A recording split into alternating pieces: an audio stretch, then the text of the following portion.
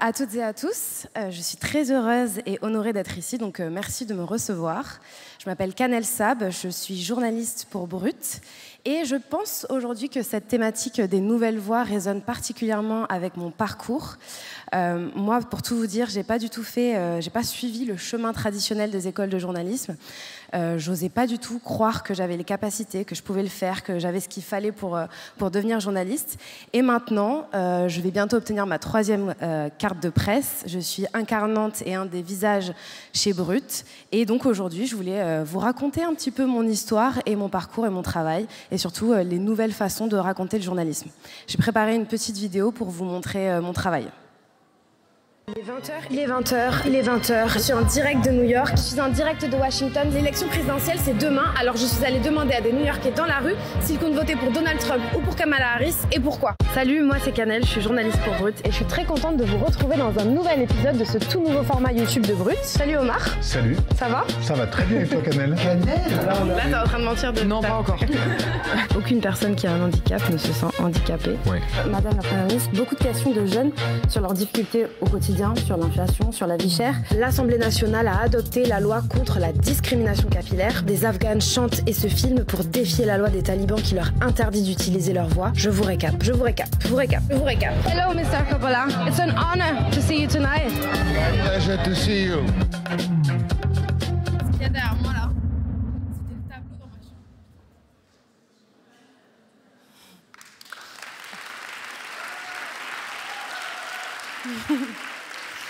Voilà, moi j'ai donc pas du tout fait un master de journalisme, j'ai fait un master tout autre, et quand même avec l'envie de réussir à intégrer des rédactions. J'ai envoyé des CV, je suis arrivée dans un média local en région bordelaise, parce que moi je suis de Bordeaux, je suis arrivée à Paris à 23 ans, dans une petite ville à côté de Bordeaux qui s'appelle Mérignac. Et donc, en fait, rien ne me prédestinait à vraiment réussir dans ce métier-là.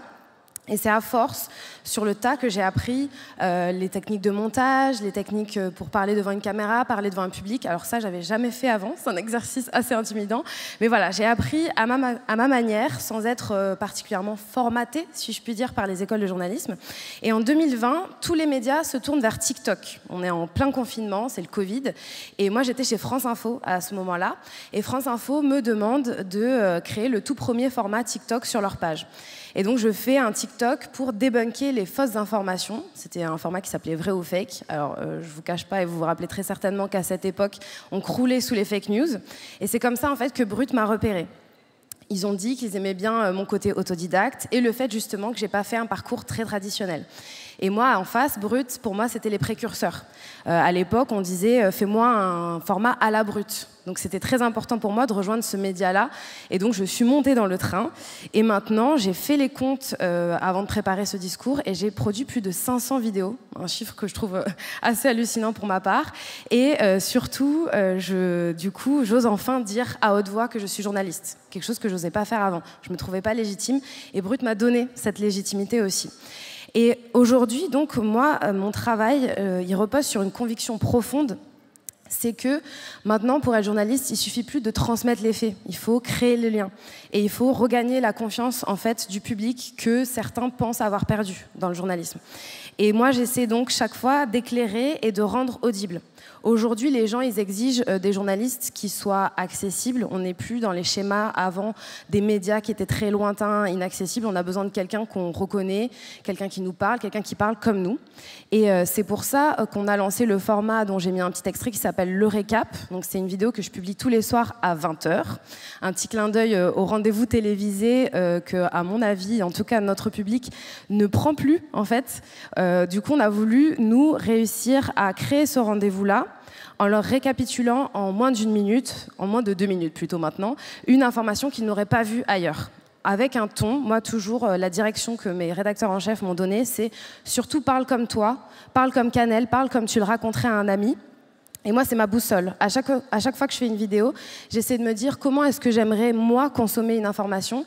Et donc, j'aimerais une information qui soit factuelle, neutre, sans sensationnalisme, et surtout qui me soit racontée comme à un ami. Et je pense, je crois, hein, au vu des retours, que c'est ça qui fait la force aujourd'hui du format Le Récap, qui fait à minima 1 million de vues tous les soirs. Donc, c'est quand même assez fort pour nous. Et donc, moi, en tout cas, c'est devenu une responsabilité, en fait, maintenant, d'avoir cette proximité avec les gens à qui je m'adresse et qui regardent mes vidéos chaque soir. On a une proximité qui n'existait pas avant, c'est que les gens, ils m'écrivent directement sur mes réseaux pour me dire « Est-ce que tu as vu passer ce sujet? Est-ce que tu pourrais parler de cette question que nous, on trouve invisibilisée? Ou est-ce que tu pourrais nous donner des précisions ?»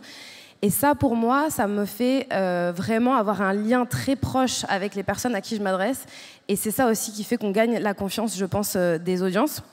Et c'est aussi comme ça que les personnes s'habituent à ma présence et, je crois, reconnaissent pour certains ma tête et sont au rendez-vous chaque soir à 20h.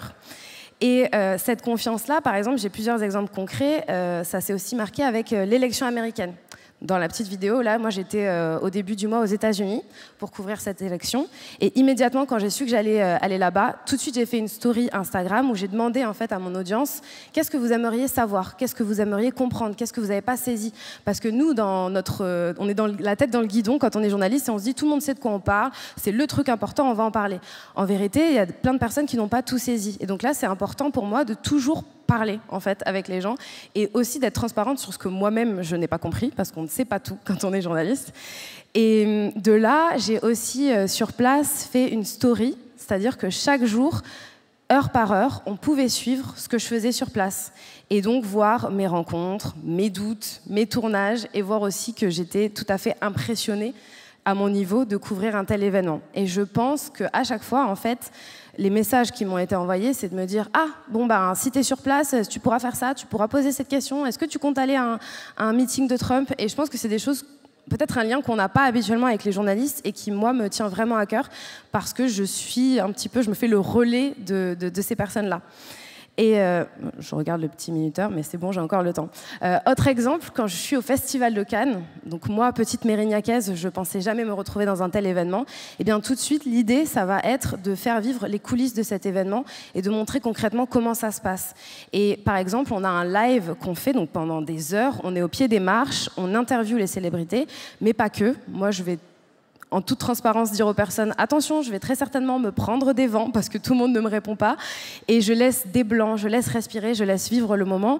Et je pense que c'est ça qui est très important, en fait, concrètement, c'est de cet événement qui peut être perçu comme élitiste ou peut-être excluant pour des personnes qui n'ont pas l'opportunité d'y aller comme moi avant, en vérité. Là, ils se disent « Ok, cette personne-là, elle nous emmène. » Et moi, je me dis toujours que j'y vais avec de la spontanéité, je m'autorise à être émerveillée. Et je ne fais pas comme si c'était normal que je sois au Festival de Cannes, parce que ça ne l'est toujours pas pour moi. Et c'est important de partager cette sincérité-là, je pense.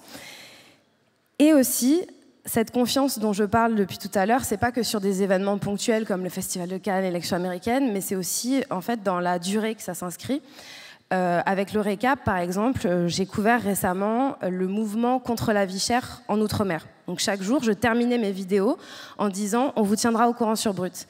Et ça, pour moi, c'est pas une parole en l'air. Il y en a certains qui me disaient « oui, tu dis ça, mais en fait, tu vas jamais revenir nous dire la suite ». Eh bien si, en fait, moi, je tiens chaque jour à faire un suivi. Je pense que c'est très important, quand on est journaliste, de faire ça. Et bien typiquement, quand je suis rentrée des États-Unis, autant vous dire que j'étais lessivée, mais un dimanche, il y a eu une manifestation organisée par la diaspora ultramarine à Paris. Et donc pour moi, c'était important de me dire, bon, bah, ça fait 4-5 vidéos que je fais sur ce sujet, il faut que je sois sur place. Et je pense que ça passe aussi par là, en fait, de se dire, on a confiance en elle, on sait qu'elle sera là où on a besoin qu'elle soit, et on sait qu'elle va nous amener l'information la plus factuelle possible et qu'elle ne nous lâchera pas. Et cette vidéo-là, elle a fait plusieurs millions de vues, juste de filmer la foule et d'interviewer la personne à la tête de cette mobilisation. Je crois qu'on a fait plus de 4 millions de vues sur toutes les plateformes de Brut. Donc preuver que vraiment, il y avait une attente sur cet événement-là.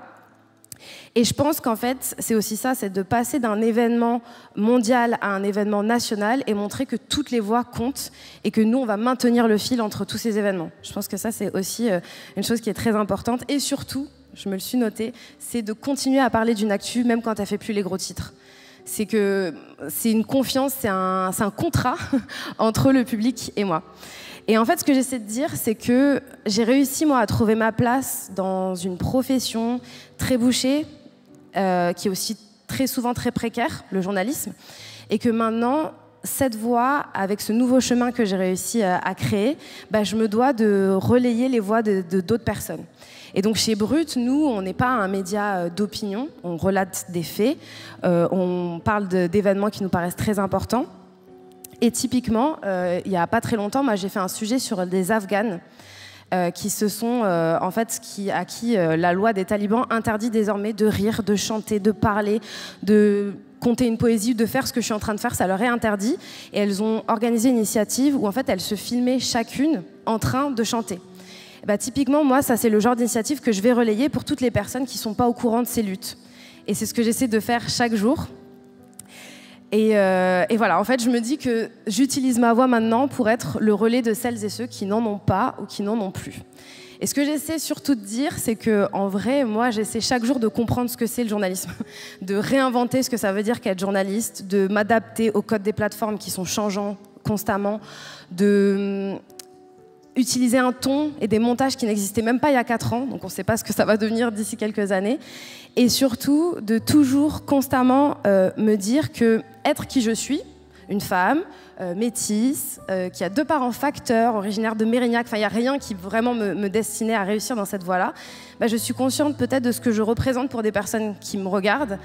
Et je voudrais terminer sur ça par ailleurs, c'est que moi chaque jour je reçois des messages de jeunes étudiants, lycéens, qui me disent « mais comment t'as fait pour être journaliste? Comment est-ce qu'on peut y arriver ?» Et moi, j'ai un peu du mal à leur dire « il faut que tu fasses ça, il faut que tu ailles dans telle école, il faut que tu aies tel diplôme » parce que j'y crois pas du tout. Je crois en la multiplicité des profils, des parcours, des possibles. Et surtout, moi, je suis encore en train de naviguer à l'aveugle, uniquement peut-être dirigée par une passion de vraiment relater des faits. Et du coup, je leur réponds qu'en fait, il n'y a pas qu'une seule voie et qu'il y en a encore plein à créer. Et que j'espère pouvoir, en tout cas, aiguiller les prochaines générations de journalistes. Voilà, merci.